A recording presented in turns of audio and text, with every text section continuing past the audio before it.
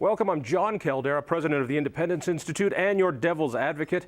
Been wanting to do this show for quite some time. She's been on the show, but it was a long time ago. Linda Chavez, highest ranking official in the Reagan administration, nationally syndicated columnist, head of Citizens for Equal Opportunity. We keep going on and on. Most importantly, Coloradan. That's right. I grew up here. Wasn't born here, born in New Mexico, but from the age of 9, I grew up here, went to school just a few blocks down the road. Where'd you go to school? Cathedral Elementary and Cathedral High School. It doesn't exist anymore. It's a parking lot, or maybe it's now been turned into condos. And you've actually had this political history as you've been doing all your Washington work and working with the Bush administration and the Reagan administration and your civil rights work, but there's this weave that keeps coming back to Colorado. You're back. I'm back. You're back. I live here permanently in the People's Republic of Boulder, but welcome still to back. my town. Yeah, don't worry. We won't give the address. Okay. But you've also been politically active in Colorado. I'm trying to remember when this was. It must have been about 18, 20 years ago that you put together, along with Tom Tancredo, was one of the proposals for official English, to make English the official language of Colorado. That passed pretty handily, if I recall. Well, actually, Tom wasn't involved in that. I did that on my own. That was when I was president of U.S. English, and English is now the official language of the state of Colorado, thanks to me and my organization at the time, U.S. English.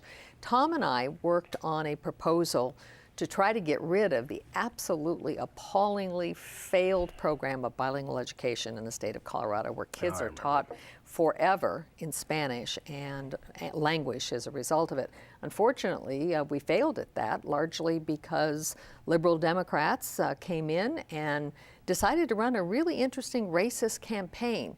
Keep bilingual education so we can keep those Mexican kids out of classes with your children. I mean, those essentially were the ads that the liberals ran. Both of those issues revolved around getting immigrants to speak English quickly and assimilating them. Why do you feel so strongly about that official English? Well, because English is the language in which we can all communicate with each other. I mean, if we were all speaking the languages that our grandparents or great-grandparents or great-great-great-grandparents came speaking, we wouldn't be able to talk to each other. We wouldn't have a conversation. The reason that the United States has worked as an immigrant nation is because we promote assimilation.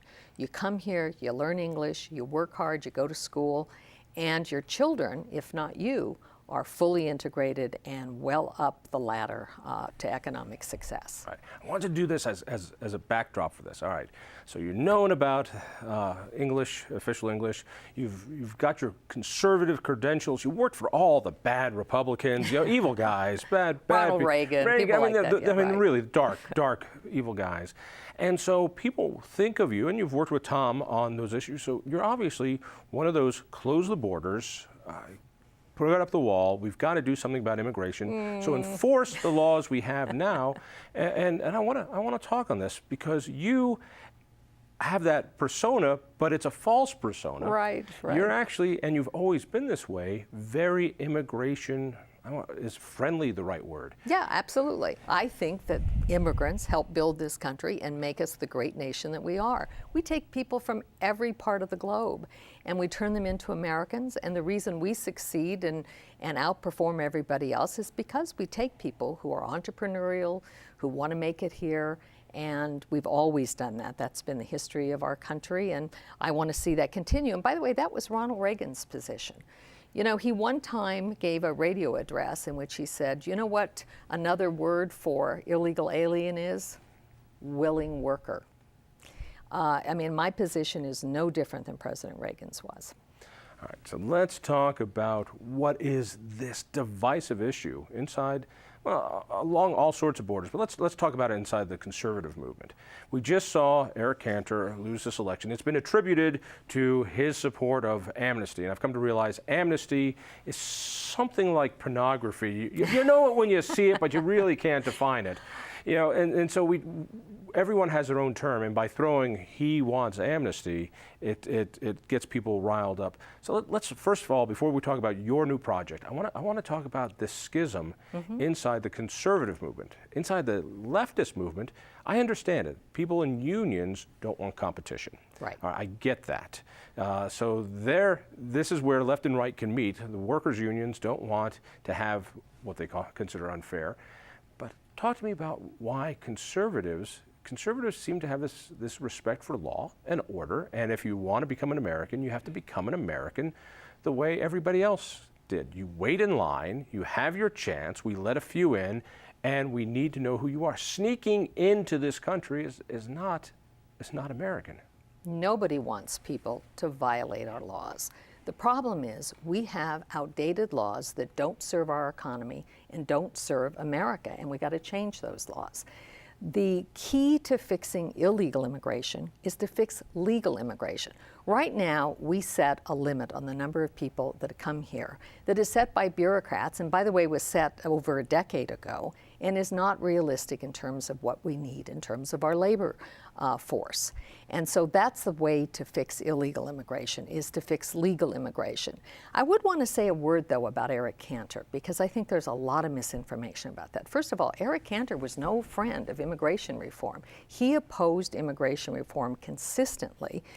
He had a very high ranking by Numbers USA, which is a big anti-immigrant group. They gave him overall a B rating. He would have gotten an A, except that he favored high-tech visas, and that dropped his grade down to a B. So this idea that he was somehow pro-amnesty, in fact, on the Numbers USA's own website, they talk about how he got an A rating for being anti-amnesty. So I think that's just simply wrong. But you're right, John, there is a schism, and I think there's lots of fear among conservatives, and it comes into two categories. One is they're worried that somehow Hispanics are different than the Italians and Jews and Poles and Germans and others who came to the United States, that somehow Hispanics are not going to become American. They're not going to learn English. They're not going to do well. Well, the evidence is that's simply wrong. They're doing very well. They are learning English. By the second generation, they're not only completing high school at roughly the same rates as non-Hispanic whites, they actually are more likely to go on to college than non-Hispanic whites. Let's take a few of these. And I want to get into the DREAM Act, and I want to talk about what we've done in Colorado and other places, but the fight inside the conservative movement hinges on what you said. First, fix the laws. Laws will fix immigration. And then the other camp that says, no, first enforce the laws. And once we enforce the laws, then we can work with those laws and change them if needed. We have laws that are being disobeyed. They're not being fully enforced because it would take military action, I think, to really guard this border. But what's wrong with enforcing these laws? Gee, you know, it's funny, John, I never hear that argument from conservatives about Obamacare. Oh, gee, let's fully enforce, let's make sure everybody enrolls in Obamacare, and then we'll see how it works out, and we'll fix it if it doesn't. It's not a conservative approach to say, let's enforce bad laws. We have bad laws on the books right now. We have laws that don't recognize our need for labor, and we have laws that turn every single employer in America, including you if you want to go out and hire somebody to mow your lawn every week, that requires you to seek permission from the federal government to hire someone. Let me take that one for a second. There's part of this, as an entrepreneur, I'm thinking, why in the world do I have to do police work? That is, I want to hire somebody, and it's up to me to go call the employment hotline, I forget what it's called, and say, is this person really an American citizen? Here's the social security number, and then I can hire them. You know, we don't like background, checks for all sorts of things. Right. This is one of those things that says, the system isn't working, so we're going to punish employers if they hire illegals. And it's not, when we think of employers, we're not talking about corporations. We're talking about you and me. We're talking about every single person who pays somebody to work for them, whether it's a part-time job, taking care of kids, or mowing the lawn, working as a part-time worker if you're a construction, have a construction company, or you want your house painted and you want to hire somebody individually as opposed to a company to paint it. If you're paying somebody and you're paying them over a certain threshold, you are supposed to find out whether or not that person is legally in the U.S. So that's not a conservative position. Let's go to the other conservative position, and that is of the welfare state. I might agree with you. It's not the immigration state, but it's the welfare state that's the problem. People come to this nation and they work. My ancestors did, your ancestors did. Very few people actually have roots that go all the way back to the beginning. But there wasn't this safety net. There wasn't this lavish welfare state. There wasn't the food stamps and the Social Security and the Medicaid and the free tuition, and there wasn't all this stuff wrapped around it. So as people come to this country, they can be very quickly part of the dependent state, and that worries me. So well, when you say let them us. across, you know what I'm hearing is, wait a second, let's have more people become dependents. Except they're not. And that, again, is where some of the misinformation is. Well, we educate every person here, regardless of their citizenship. And that's to our benefit, because they're going to contribute if they're educated. And we're also now paying for the college education at in-state tuition rates. Well, that's because everybody who lives in a state pays taxes, real estate taxes and sales taxes, which are the way most states support their education system. If you're a renter, part of your rent goes to pay for the real estate tax that your landlord pays. So everybody pays taxes if they're living here. But that's not the point. The big question is whether or not people are coming here to be on welfare.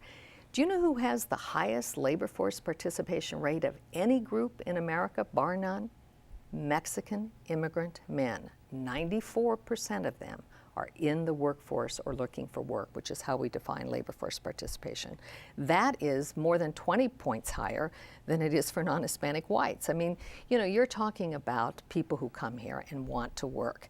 Now, you're absolutely right. We do have welfare programs that are a disaster for everybody. They're a disaster most of all for their recipients because they make them into dependents. Immigrants are not eligible for those programs. If their children are U.S. born, their children may be. And the problem is that the government goes out and recruits people to be in these programs. We've got to focus on those welfare programs and changing those programs, changing the food stamp program, changing welfare programs, not just for the small fraction of non-citizens who are getting benefits, but for everybody. Let me play skeptic on this one. Okay. All right, listen, I know you. I've known you for years. Mm-hmm. You're a partisan conservative Republican. And unlike a lot of people, you know mathematics. You understand that if conservatives or Republicans don't figure out a way to bring that new vote into Republican ranks, game over. And right now, more and more Hispanics vote with the left than the right. So this is obviously just some sort of ploy, another Republican scheme to try to tease people over to the right. Well, and is your motivation on? And I want to get to your new program in a minute, but is your motivation that the Republican Party could die just by demographics? Well, my group is nonpartisan, but I personally am a partisan. As you know, I've been a Republican nominee for the United States Senate from the state of Maryland, so my Republican credentials are very much in order. Yes, I do want to see more Hispanics pulled into the conservative fold. And by the way, it's not a hard sell. There was a recent poll, just came out a week or so ago, done by a group called Forward.us, FWD.us. And what it did was look at Hispanic registered voters. And what they found is that 28% of those voters considered themselves moderate, 23% considered themselves conservative, and 13% considered themselves very conservative. Those people are there for the taking if Republicans would be a little bit more, let's say, temperate in their language on immigration. Well, I get this, in that Hispanic people, Mexicans come over, these are family-oriented people. They're sending their money back home, much like immigrants here would send their money back to Ireland. They live in extended families with grandma and grandpa and grandkids in the same place. They're very religious. They're Catholic. And increasingly evangelical, by the way. Really, and, yes. Right, and evangelical. These are family values people, but the left seems to grab them. In Texas, the plurality of the population will soon be Hispanic, and the white population will be the minority. So why aren't these people naturally coming to your party? Why are, if they believe in hard work and they want the rewards of what they've earned, and I think that's what they want, Why wouldn't they come to you anyway? When you have the Republican nominee for president last time suggesting that 11 million people ought to self-deport, that is not a very friendly message, and I'll tell you why. A third of Hispanic families in the United States are mixed status family. In other words, they have somebody here who is legal or U.S. citizen and somebody who's not. A quarter of all Hispanics know somebody who's been deported. So when you start talking about deportation, which, by the way, 11 million people disappearing from the U.S. economy tomorrow, that would be like an atom bomb hitting, a major U.S. city and wiping it out. It would have a devastating impact on local communities. You can't get rid of 11 million people without having a devastating impact on the economy. But that kind of rhetoric is what's turned people off, and it's become a gateway issue. Immigration is not the top voting issue for Hispanics. Jobs, the economy, education, even health care outrank immigration. But when people hear Republicans talking, like Steve King, congressman from Iowa, talking about Mexicans who come here having calves like cantaloupes because they're mules for drugs, that kind of language scares people and makes them think they're not wanted, and not surprisingly, they're not very friendly to Republican candidates as a result. George W. did pretty well, and in fact in California Republicans seemed to be doing pretty well for a while. That number kept growing. When you look at voter population by race, African Americans vote Democrat about 95% of the time. I mean, absolutely. And the question is, what is their turnout? That's the question. Asians tend to vote Republican. Not last time. Really? Asians actually, a smaller percentage of Asians voted for Mitt Romney, I'm thinking of his dad, for Mitt Romney than Hispanics did. You actually had a lower percentage of support in the Asian community, all because of the rhetoric on immigration. You really think Hispanics, if there was a system that allowed them to be here legally, would over time become Republicans? Well, 51% of those polled in this latest poll had at one time or another voted for at least one Republican candidate. You do not see anything like that in the black community. So yes, I do believe. And as I say, many of them are conservative or at least moderate, some of them very conservative. They're more likely to live in families in which you've got two parents and a father who works than non-Hispanic whites are, with kids, by the way. So, you've got a population that really is there for the taking, but you've got to talk their language, and I don't mean Spanish, I mean talk their language in terms of the issues. Then let me ask the devious question. Mm-hmm. Democrats have controlled the House and the Senate and the presidency for a few years. They didn't do anything on this issue. Do Democrats keep this issue alive because they know it splits the Republican Party? Absolutely. Are you Give kidding? me proof of course. of that. Well, first of all, the Democrats are the one who killed the reform back in 2006, 2007, and they did it at the bidding of the unions, because unions wanted to essentially assure that any new immigrants coming in would get prevailing wages. And that was, a death pill for the bill. So yes, Democrats want to keep this alive. And by the way, Hispanics, even though they voted last time overwhelmingly for Obama, they had lower turnout in 2012 than they did in 2008. And that is probably because they are suspicious of Obama. They know that he had control of both the Senate and the House and did nothing during that period. So they're not all that enthusiastic about President Obama, who, by the way, has deported more people than any president in U.S. history. So, I think, again, if Republicans would simply make an effort to tone down the rhetoric, not to talk about immigration as if it was, this scourge. It's got to take more than just toning down the rhetoric. And that rhetoric fires up a certain base. It does. And when it comes down to raw political power, those constituents can be very, very powerful. It's amazing to see the split in the party, in the whole movement. The abortion issue has nothing on this. The abortion issue, Republicans have learned to deal with that, and it seems as though over time that issue is being dealt with more on the retail level than on the wholesale. We're going to reverse Roe v. Wade. We're going to say, no, we're going to try to convince women not to have abortions. We're going to change the laws locally. on this issue, these two sides will never come together. And it seems to me there is something in the middle. And I want to ask you about Becoming American and the institute that you're just putting together. What is it, and what's the mission? Well, first of all, the mission is to talk about how successful Hispanics have been in assimilating into the mainstream, because I think that's a lost story. I think most Americans How do you mean? don't believe it. Well, I mean, they in fact are learning English, and by the third generation, they're English dominant. They mostly speak English. I mean, they're going on and finishing high school, and as I said earlier, they're actually going on to college at higher rates than non-Hispanic whites are. I mean, they're forming families, they're having kids, they're building equity, they're buying homes, they're productive parts of their community. When you hear, Spanish being spoken, it's mostly being spoken by people who are newcomers. And that's been true of every generation of immigrants to the U.S. Here in the state of Colorado, we had official dual language policy in our public schools back in the 19th century. It wasn't Spanish they were teaching, it was German, because we had such a huge influx of German immigrants.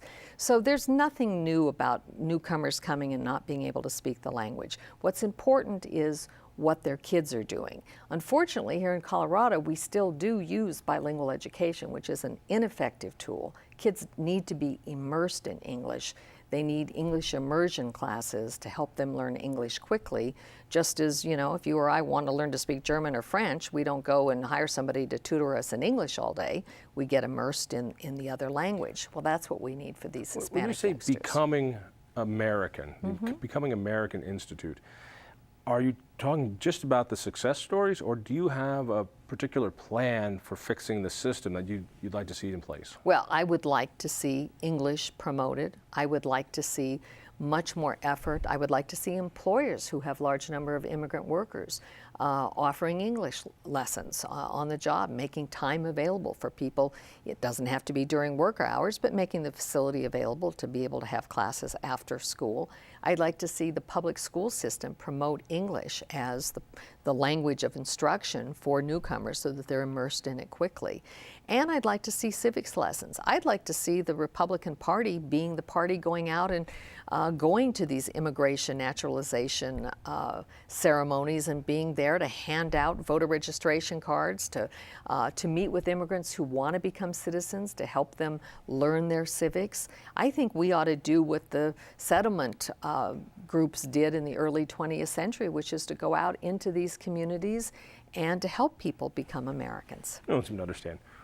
We don't talk to people like that. We stay with ourselves. We know how to talk to ourselves pretty well. We don't like to go out and talk to other people. It's not a Republican thing to do. So let's talk answers, though. Sooner or later, this is going to bubble to an issue, to an area where Republicans are going to have to make a decision. We can't keep doing this. We're either going to have to barricade the borders, or we're going to have to come up with a system that tracks people as they come in and has some sort of guest worker program for people to come in. I'm not in favor of amnesty. That was done under your boss, Ronald Reagan. It was promised to be a one-time thing, and I think it needed to be a one-time thing. But I want something where workers can come, work, and go back if they wish to, which they used to do. And many of them do. Many of them want to go back. And I want to know who they are and where they're living. But Absolutely. I want them to be able to move around and be honest. How do we do that? We need to have a legal immigration program that's not based on some bureaucrat's idea of how many immigrants we're going to need in 10 years, but is based on some sort of indicator that looks at market forces. What's our labor force participation rate? Where are our needs? What's our unemployment rate? And that basically is flexible so that it goes up during economic boom times, as it should have in the 1990s, and goes down when you've got a recession. I do want to have a guest worker program, but I also think we need more permanent residents. I think one of the criteria ought to be, we ought to look at skills, and they're not just high-end skills, but we also need service workers. We need people to pick our vegetables and fruits, and we need people to clean our buildings. So, if we can't find American workers to do that, and by the way, we can't. I mean, if you talk to employers in many of these industries, they'll tell you, it doesn't matter how much you pay. You can pay $20 an hour and you can't find Americans to, to work on a poultry processing line. They are overwhelmingly, those jobs are taken by people who see this as their entryway into a better life. So we need a program that's flexible. I think the idea of employer sanctions doesn't work. I think we should be very secure in our borders. I want to see tough border enforcement. But if we give people a way to come here legally, fewer people will be coming here illegally. When we had the Bracero program back in the 1950s, we had 1 million people crossing our border illegally every year. That was at a time when we had a population half our current size. That'd be a huge change. If we had that today, it'd be more than 2 million people. But when we enacted the Bracero program, that number dropped by 90% overnight, literally. Less than a minute left here, so help me out. How do we get from here to there? And I'm talking to you as a Republican. This isn't going to happen. The Democrats don't want to solve this problem because it does their work for them of beating up Republicans. All right, so what goes on inside? How does this get solved? I think that we need to get Republicans to get some courage. I think you need to look at somebody like Lindsey Graham, who was very much in favor of immigration reform, said so, went to the voters and explained why. He got renominated with 60% of the vote. Republicans have to take a stand on this issue.